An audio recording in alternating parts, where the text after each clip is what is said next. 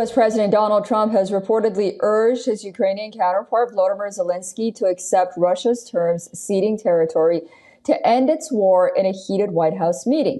The report published by the Financial Times claims that Trump warned Zelensky of doom on behalf of Putin. The report further claims that the meeting between the two leaders turned into a shouting match several times, while President Trump ended up cursing Zelensky. Reports further said that the whole ordeal left the Ukrainian delegation disappointed.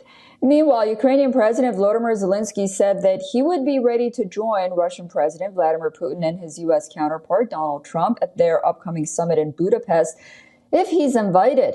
To make things worse, U.S. President tossed the maps of Ukraine front lines, insisting Zelensky cede entire Donbass. Trump also declined to provide Tomahawk missiles for Ukraine's use.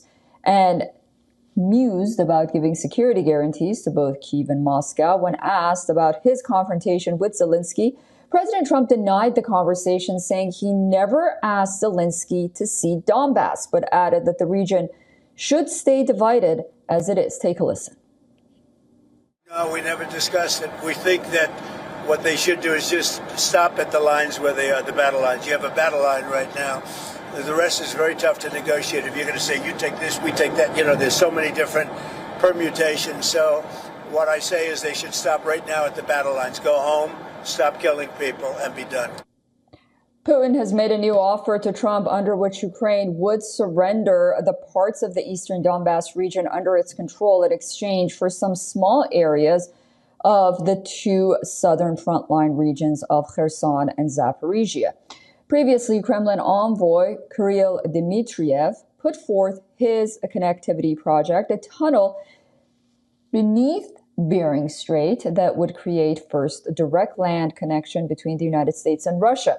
Responding to this, Trump has joked about the idea of a bridge connecting Russia and the United States and called the whole idea interesting. Trump had also said that Zelensky may not like that idea. Trump and Putin told they would meet in the Hungarian capital, possibly in a matter of weeks, as the U.S. leader continues to try to broker a peace deal.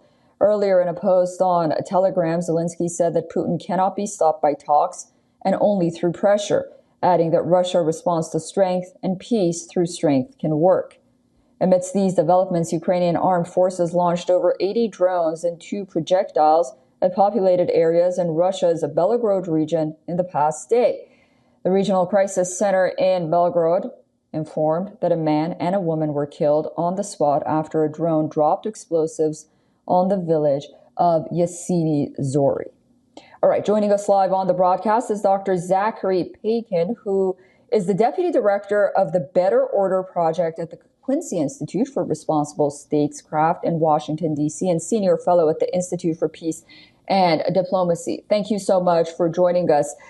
President Trump has denied telling Ukrainian President Volodymyr Zelensky to cede Donbass, but he also suggests that the regions should basically stay divided as it is. In your opinion, how do you interpret the stance in terms of U.S. policy towards Ukraine and also its territorial claims? Well, thanks, Susan, for having me, and happy Diwali to all of your viewers. As we know, Donald Trump has a very personalist approach to negotiations. This is a very top-heavy administration, and by top-heavy, I mean the men at the top.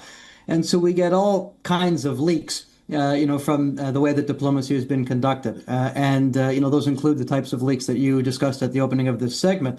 Obviously this top-heavy approach to diplomacy can lead to a lot of misunderstanding, so it is important to highlight that aspect of the reporting. But I think we shouldn't focus on leaks at the expense of the bigger picture here. And the bigger picture is that negotiations are continuing. All sides are demonstrating at least some flexibility so far.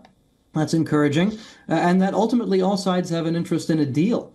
And I think that that's a positive development as well. I mean, they don't necessarily have an interest in a deal immediately and on any terms, but ultimately the major goals that all sides are trying to achieve can only be reached by a comprehensive settlement to this conflict. And that's because we're dealing with a nested conflict here. This is not just a war between Ukraine and Russia and the West about how to organize Europe's security order. And Russia can only have its security concerns taken into account by the West if it reaches certain understandings with the West at the negotiating table. It cannot achieve its aims on the battlefield because any collapse of the Ukrainian lines would lead to alarm bells going off across Europe, security perceptions going through the roof in Europe, and of course, Europe being America's significant ally. This would just put the United States in a very difficult position. And Ukraine also needs a deal. Ukraine needs this war to end if it wants any chance of really saving and rebuilding its country, getting its economy in the shape that it needs to be in order to join the European Union someday. So that's the big prize here. So ultimately, I'm cautiously optimistic. There's obviously reasons for despair from time to time, seeing how we've been following the ups and downs of this negotiating process. But just given the core interests of all parties, there's every reason to think that it should be possible for all sides, given the right amount of leverage applied in the right way, should be able to reach a deal. Very interesting. And are you optimistic about what will happen in Budapest? So the summit in Budapest, I mean, it depends on when it's going to be held and how much preparation goes into the summit. Obviously, as we saw in the Alaska summit, this was a summit that I'm sure there was considerable planning going into it, behind the scenes, but looked like it was quite rushed. Again, was quite top heavy, in which Donald Trump likes to, get his appraisal of the man right across from him, relies a lot less on the significant preparatory work of his advisors and lower down.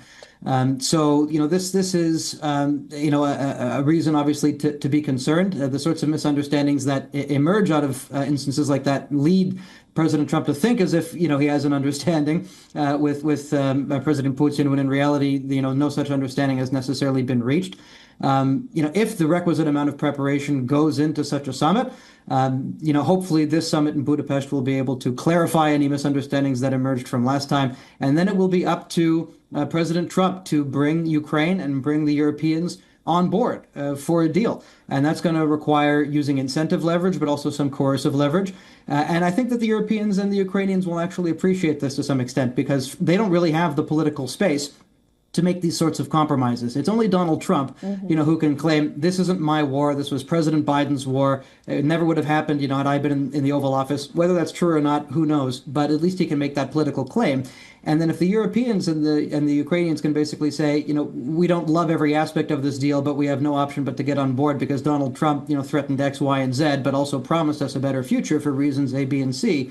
I think that makes the political calculus for them a little bit easier as well. So each one of these players plays a very important role in the Venn diagram of intersecting interests, and it's going to be up to the President of the United States, who remains the leader of the West, to find a way to reconcile all of these competing interests. All right. Well, we'll be watching very closely. Thank you so much for that thorough analysis, Zachary Pankey. I look forward to speaking to you again very soon. Thanks, Susan.